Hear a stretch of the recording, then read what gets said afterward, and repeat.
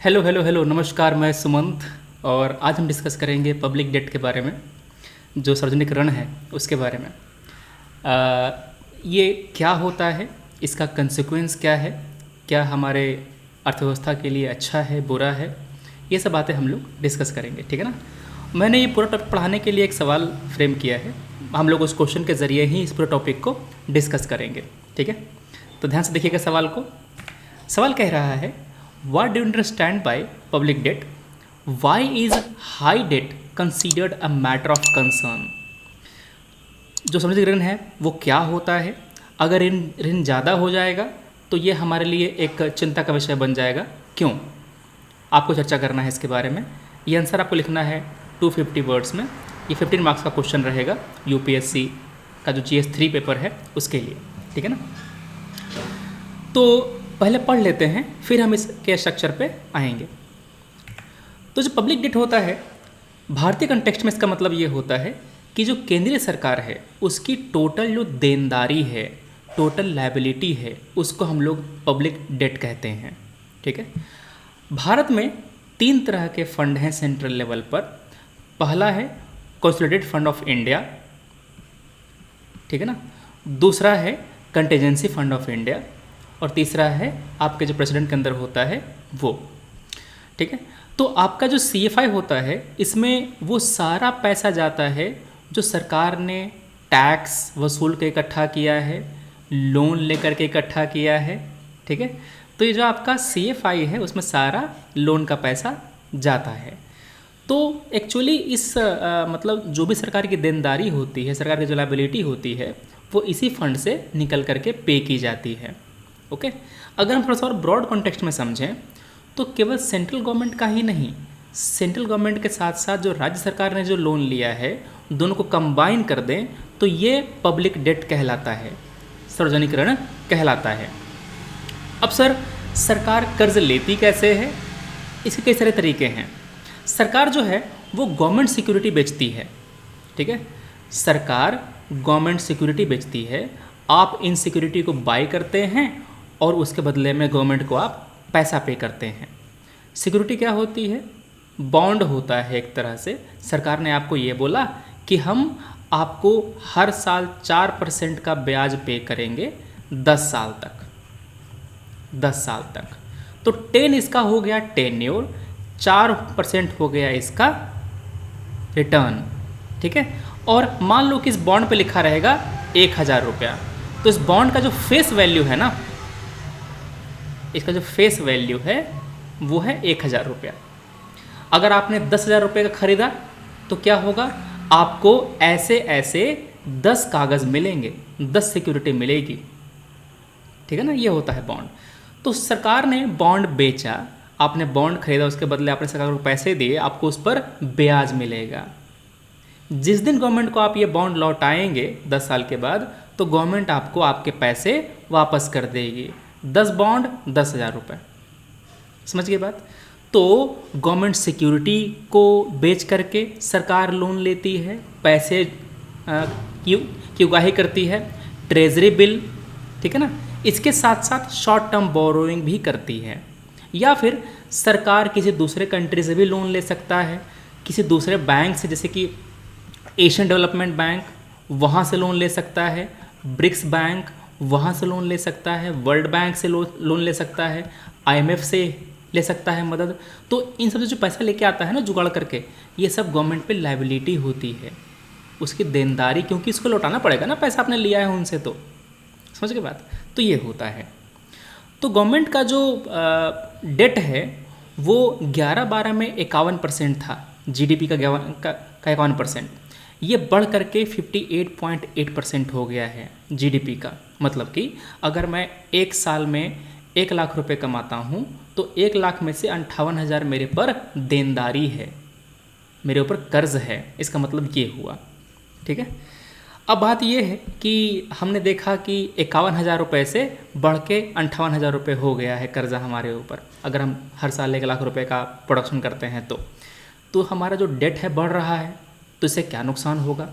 सबसे पहला नुकसान तो ये होगा कि कर्ज पर आपको ब्याज चुकाना पड़ेगा, तो आपका जो लोन पेमेंट में जो खर्चा जाता है वो हर साल बढ़ता जाता है। ठीक है, हर साल हमारे बजट का एक बड़ा भाग लोन का ब्याज पे करने में चला जाता है।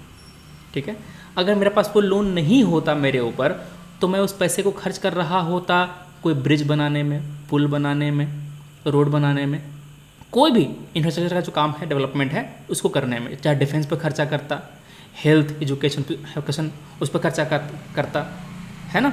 तो हमारा सोशल कॉस्ट बढ़ जाता है। दूसरा, अगर आपने लोन लिया है और लोन एक हद से ऊपर हो जाए, आप लोन को चुका नहीं पाएंगे, तो आप सोवरेन डेट क्राइसिस में चले जाएंगे, डिफ़ॉल्ट हो जाएंगे, दिवालिया करार दे दिए जाएंगे। फिर कोई कंट्री, कोई बैंक आपको उस कंट्री को लोन नहीं देगा। ठीक है, जैसे कि हम लोग 1991 में हमने जो balance of payment crisis face करी थी, उसमें हम लोग दिवालिया होने के कगार पे थे। हमारे पास पैसे नहीं थे, हमारे पास फॉरेन एक्सचेंज नहीं थे कि अपनी लायबिलिटी को हम पे कर पाएँ। क्लियर बात। कई जैसे कि यूरोप में एक कंट्री है ग्रीस, उसका लोन, उसका कर्ज बहुत ज़्यादा बढ़ गया था, तो वो काफ़ी नुकसान सहा है, काफ़ी समस्याएं झेली है उसने। तो ये दूसरा समस्या हो गया। सेकंड जो इशू है वो ये है सोवरेन डेट क्राइसिस। तीसरा इशू ये है कि गवर्नमेंट अगर लोन लेके पैसे लाती है तो हमारे इकॉनमी में मनी सप्लाई बढ़ जाता है। फॉर एग्जांपल, गवर्नमेंट अगर एशियन डेवलपमेंट बैंक से लोन लेके आया, या फिर वर्ल्ड बैंक से, या फिर IMF से लोन लेकर के आया, तो वो लोन का पैसा हमारे इंडियन इकॉनमी में गया ना। कहाँ गया? हमारे इंडियन इकॉनमी में गया। समझे बात। अब इकॉनमी में पैसा जाएगा तो हमारे यहाँ मनी सप्लाई बढ़ेगा। Money supply in the economy will increase and this rise in money supply will lead to inflation, मुद्रास्फीति। क्या होगा? इन्फ्लेशन होगा मनी सप्लाई बढ़ने से। समझ गए बात। तो ये तीसरा समस्या ये है कि हमारे यहाँ इन्फ्लेशन होगा, लोगों का जो परचेजिंग पावर है घट जाएगा। क्या होगा? खरीदने की क्षमता, purchasing power will decline, value of currency will decline, value of currency will decline. समझ गए बात। तो ये है। दूसरी बात, मान लो कि सरकार हमारे देश के किसी बैंक से लोन लेती है, SBI से लोन लिया, चाहे SBI को उसने गवर्नमेंट सिक्योरिटी बेच दी, उससे पैसे जुगाड़ लिए, तो SBI जो पैसे प्राइवेट बिजनेसमैन को लोन देने वाला था, उसका कंपनी एक्सपैंड करने के लिए वो पैसा अब गवर्नमेंट ले रही है। इसको हम कहते हैं क्राउडिंग आउट इफेक्ट। मतलब कि प्राइवेट सेक्टर को मिलने वाला पैसा सरकार ले चली गई। इसको क्या कहते हैं हम लोग? Crowding out effect. इससे क्या होगा? हमारे इकॉनमी में जो प्राइवेट सेक्टर है वो एक्सपैंड नहीं हो पाएगा, उसको लोन हाई इंटरेस्ट रेट पर मिलेगा। अगर वो इन्वेस्टमेंट नहीं करेगा तो हमारे यहाँ जॉब क्रिएट नहीं होंगी। हमारे यहाँ अगर इन्वेस्टमेंट फॉल कर गया तो क्या होगा? हमारे यहाँ जॉब घट जाएंगी। What will we face? We will face jobless growth. We will face jobless growth. Clear है बात? ठीक है ना। चलो एक बात और, मैंने कहा कि हम जो यहाँ पर बॉन्ड बेचते हैं वो 10 साल के बाद उसका पेमेंट आता, मतलब 10 साल के बाद पे करते हैं। तो सोचो, अगर हमने आज वो बॉन्ड बेचा तो हमारी जो अगली पीढ़ी है जो 10 साल के बाद आएगी उसको चुकाना पड़ेगा। तो एक तरह से हम जो बोझ है कर्जे का वो फ्यूचर जनरेशन पर डाल रहे हैं। हम मलाई आज खा रहे हैं, कर्जा वो लोग चुकाएंगे। तो ये तो सही बात नहीं है। ठीक है। उसके बाद और हम इतना कर्जा ले रहे हैं कि उसका ना ब्याज पे कर पा रहे हैं, ना हमारे इकॉनमी ठीक से चला पा रहे हैं। तो इतना डेट सस्टेनेबल नहीं है। हमारा प्राइमरी डिफिसिट बढ़ जाएगा क्योंकि ब्याज हम लोग काफ़ी ज़्यादा पे कर रहे होंगे उस लोन को फुलफिल, मतलब उस लोन पे जो ब्याज है ना ज़्यादा फुल मतलब पे कर रहे होंगे। ठीक है।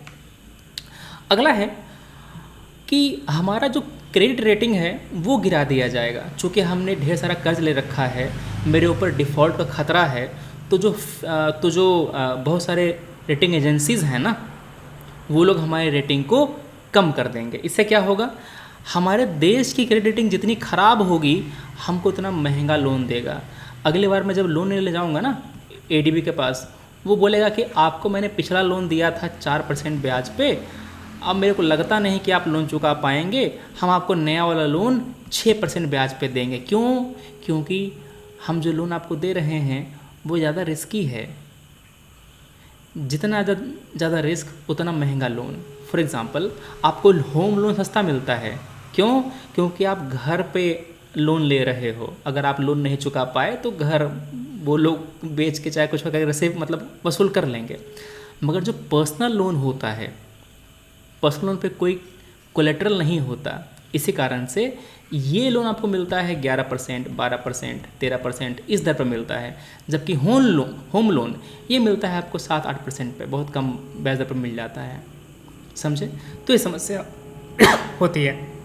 मगर देखो, कर्ज लेना बुरा नहीं है। बुरा तब है जब उस कर्ज को आप चुका ना पाओ। फ़ायदा क्या है कर्ज लेने का? आप जब लोन लेते हो, आप जब पब्लिक डेट जुगाड़ते हो, कर्ज लेते हो, तो आप उसका यूज़ कर सकते हो इन्वेस्टमेंट करने में। इंडिया एक कैपिटल स्कार्स कंट्री है, हमारे यहाँ कैपिटल उतना ज़्यादा नहीं है, तो हम लोग एजुकेशन में, हेल्थ में वहाँ पर खर्चा कर सकते हैं। जो हमारा बजट डेफिसिट है उसको फुलफ़िल करने के लिए हम लोग लोन ले सकते हैं। मगर लोन हमें उतना ही लेना है जितना हम फुलफ़िल कर पाएँ, जितना का ब्याज हम आसानी से चुका पाएँ। तो यही आपको लिखना है कंक्लूजन में। क्या लिखेंगे आप?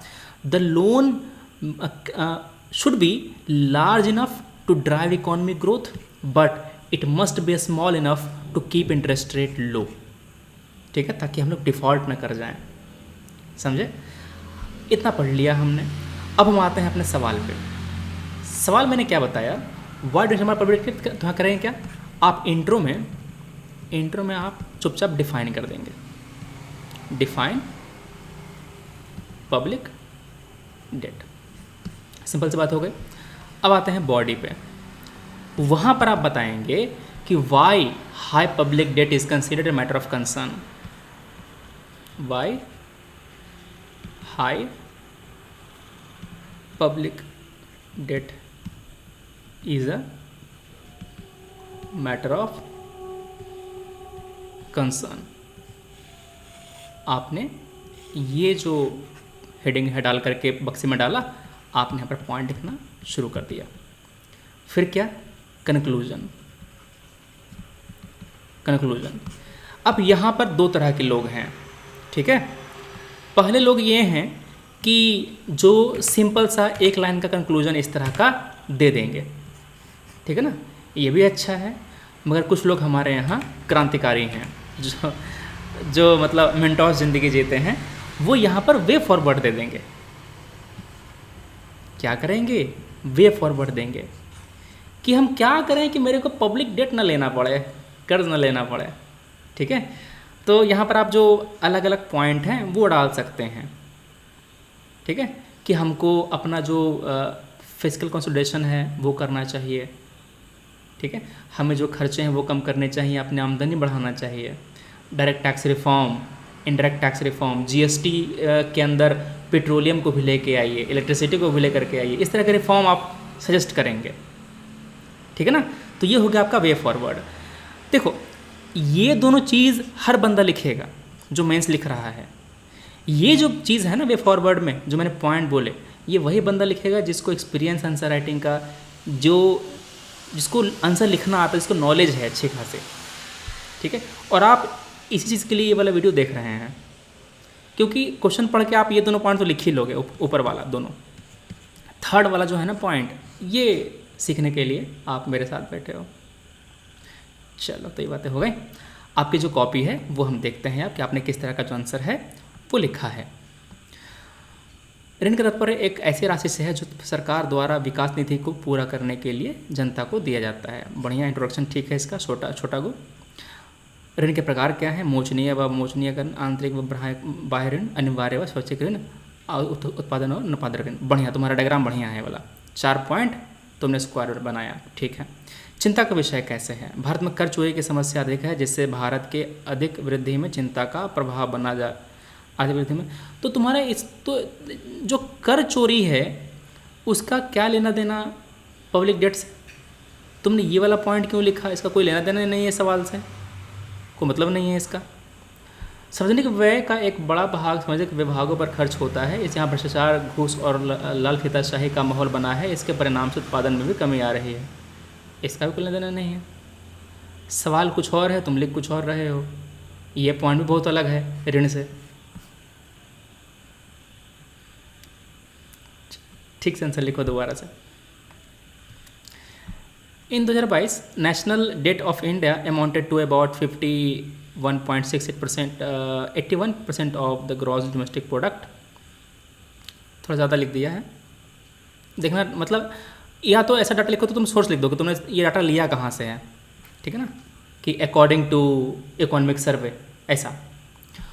Public debt, government borrowing from fund from international institution और domestic market is known as public debt and its liability paid from CFI। बहुत बढ़िया, शानदार इंट्रो। इसको छोड़ो ना, ये वाला बाद में लिखना। तुम आंसर शुरू करो यहाँ से। कंसर्न क्या है? High interest payment, lack of public debt management agency. हाँ, अभी जो पब्लिक डेट मैनेज करने का काम है वो RBI करता है। क्या करता है? अभी पब्लिक डेट को मैनेज करने का काम RBI करता है। हमारे पास कोई अभी डेडिकेटेड एजेंसी नहीं है जो इसको मैनेज करे। Direct impact on physical policy, misuse of public money, burden on citizen, ठीक है। To meet the heavy amount payment public debt, tax rate बढ़ाया जाएगा, चार्जेस लिए जाएंगे। बढ़िया है, शानदार पॉइंट है। For the developing countries like India, public debt can accelerate the economic growth but public debt should be in managing percentage of GDP। बढ़िया conclusion तुम्हारा है, शानदार। तो अगर मैं ये सवाल दूंगा 15 नंबर का, अगर मैं ये क्वेश्चन 15 मार्क्स का दे रहा, मैंने 15 मार्क्स का दिया इसलिए था कि मैं सोच रहा था तुम लोग लिखोगे वे फॉरवर्ड वगैरह, क्योंकि अगर तुमने केवल 2 पेज लिखा है इसका मतलब तुम्हारा आंसर केवल 10 मार्क्स का, मतलब तुम्हारा ये 150 वर्ड में जाएगा। दोनों को तुम काउंट करोगे तुम्हारा उत्तर उतना जाएगा। तो थोड़ा सा तुमको नंबर कम मिलेगा इसमें, क्योंकि मैं कुछ और भी उम्मीद कर रहा था तुमसे लिखने का। कोई बात नहीं, हम इस क्वेश्चन में आपको 3.5 के आसपास देंगे। मैं इसमें 4 मार्क्स देता, कब? जब तुम यहाँ पर वे फॉरवर्ड दिए होते, एक अच्छा सा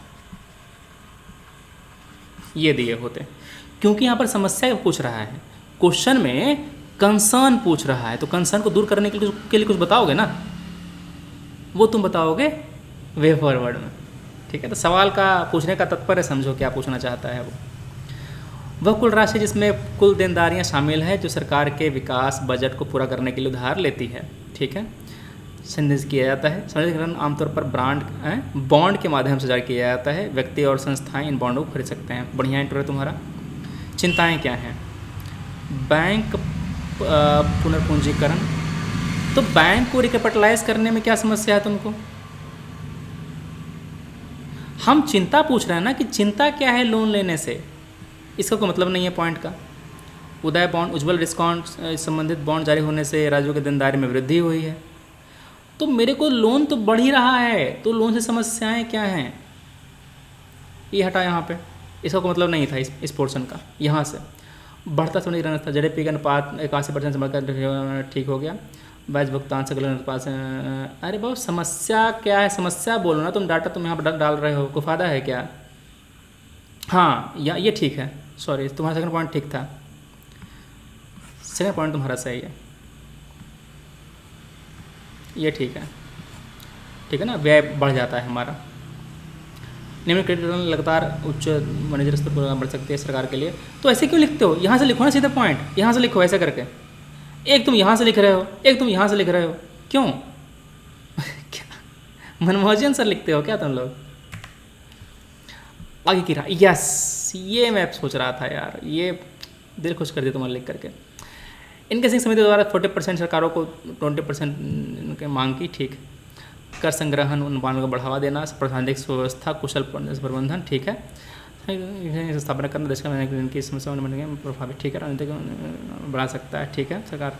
हाँ, यहाँ ये मेरे को अच्छा लगा आंसर। बस तुम्हारा खाली कमी क्या था कि तुम ये वाला पॉइंट तुम फर्जी में लिखे, यहाँ से यहाँ तक वाला, मेरे को चाहिए क्या था कि तुमने यहाँ पर 3 पॉइंट लिखा, यहाँ पर मेरे को 3 पॉइंट और चाहिए। तो यहाँ पर अगर तुमने 6 पॉइंट लिखे होते, 5-6 पॉइंट लिखे होते तो मेरे तुम्हें अच्छा खासा नंबर मिलता। तुम्हारा देखो, हमारा इंट्रो ठीक है, तुम्हारा कंक्लूजन तुम्हारा ठीक है, तो मैं इस पर 1 2 3 4 नहीं 4 नहीं, नंबर कटेगा तुम्हारा इसमें आधा, 3.5 मार्क्स मैं दूंगा इसमें।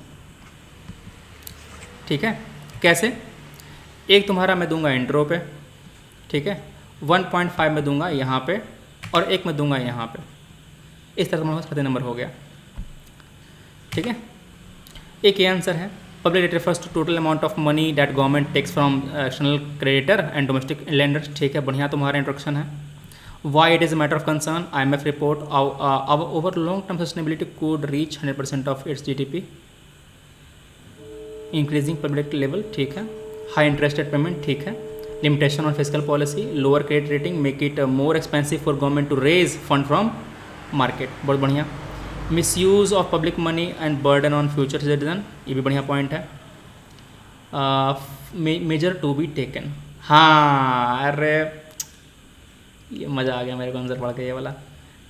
ठीक है, improve the tax administration and compliance to increase government, क्या है ये, क्या लिखा है?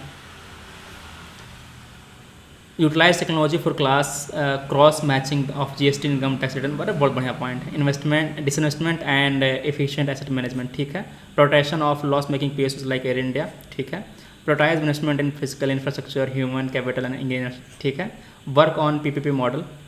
Okay, in casing committee reform recommendation should be implemented. Debt to GDP ratio for central government 40% total should be there. Okay nice.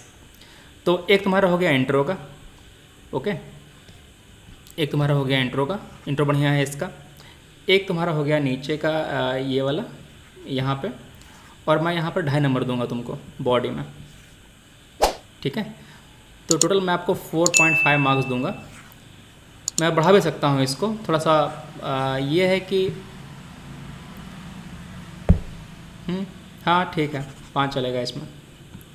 ये किस में है? ये 15 में 5 है। ठीक है, तुम्हारा आंसर बहुत बढ़िया था, और मैं 5 नंबर देता हूँ तब जब तुमने बहुत अच्छा आंसर लिखा हो। तो मज़ा आया मेरे को इसका आंसर पढ़ करके। रेयरली होता है जब मेरे को आंसर पढ़ के अच्छा लगता है। ठीक है, चलो फिर तो ऐसे लिखते रहो, कॉपी जिसकी भी हो, बहुत अच्छा लिखा है तुमने आंसर। ठीक है, चलो फिर मिलते हैं, वीडियो इसमें शेयर कर देना। Thanks for watching, take care, जय हिंद।